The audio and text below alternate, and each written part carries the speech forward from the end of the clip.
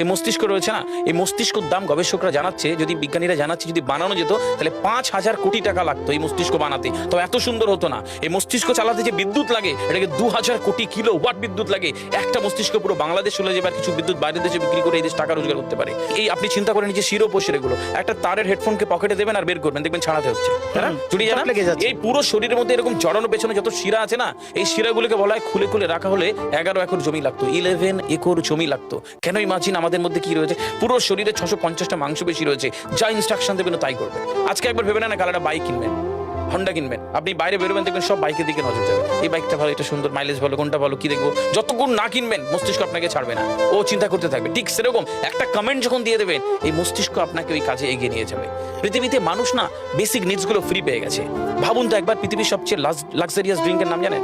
পৃথিবীর সবচেয়ে লাক্সারিয়াস ড্রিঙ্কের নাম হচ্ছে পানি। পানি, জল। যদি 5,000 টাকা লিটার কিনতে